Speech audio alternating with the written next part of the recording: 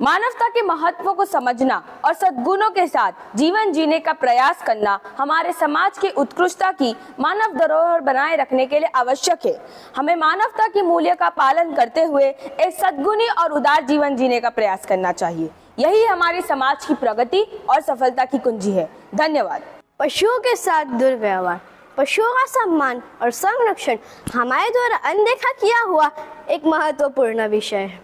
बहुत से लोग पशुओं के साथ दुर्व्यवहार करते हैं, जैसे कि उन पर बेकसूर पत्थर फेंकना जिससे उन्हें खून निकल सकता है। कभी कभार तो उनकी आंखें भी फूट जाती हैं।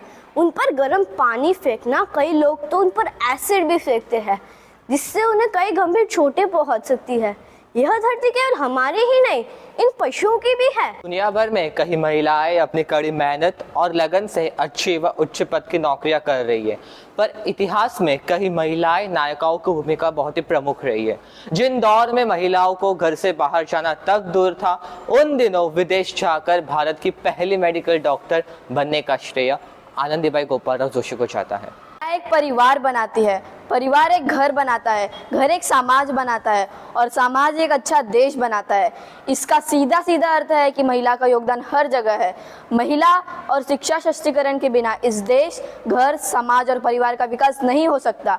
इसीलिए किसी ने उचित कहा है, नारी निंदा मत करो, नारी नर की खान, नारी से नर होता है ध्रुव प्रहलाद समान। धन्यवाद। इस दुनिया में मोबाइल जो शक्तिशाली कोई नहीं है। मोबाइल पुस्तकें खा गया है, इतना छोटा सा होकर भी बड़े पर्दों वाले सिनेमा घरों में निकल गया है और अब बच्चों का बचपना खा खा कर और भी शक्तिशाली हो रहा है। मोबाइल यह निहान का भंडार है, मगर उसका सही इस्तेमाल करना चाहिए। इसलिए मैं यह कहना चाहता हूँ कि मोबाइल का कम इस्तेमाल करना ही मानव जाति को स्वस्थ और सुखी रखेगा। धन्यवाद।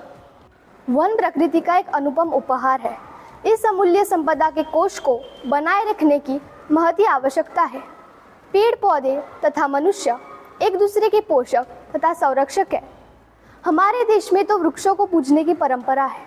हमारी संस्कृति में वृक्षारोपण पुण्य का कार्य माना जाता है तथा किसी फलदार अथवा हरे भरे वृक्षों को काटना पाप। वायु प्रदूषण, पेड़ पौधे और जंगल को भी मैंने कटते देखा, लोगों को ऑक्सीजन के लिए भी मैंने तड़पते देखा। पेड़ पौधे, जंगल और वन हमको देते हैं ऑक्सीजन। ऑक्सीजन ही है जीवन, जीवन ही है असली धन। हमने प्रकृति से नाता तोड़ा है, हवाओं में खूब जहर छोड़ा है, इसका ठिकाना दूसरे के सिर पर फोड़ा है। सुधर जाओ दुनिया वालों, अभी थोड़ा है। मेरी इन उल्टी सीधी लाइनों का भाव समझ लेना, आपको ज्ञान नहीं दे रही, प्रकृति से मेरा लगाव समझ लेना। धन्यवाद।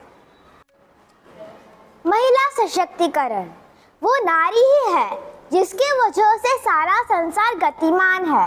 नारी है तो माँ का आंचल है, नारी है तो पुरुष के सुख दुख में निस्वार्थ भाव से साथ निभाने वाला साथी है। नारी है तो भाई की कलाई पर सजी हुई राखी है।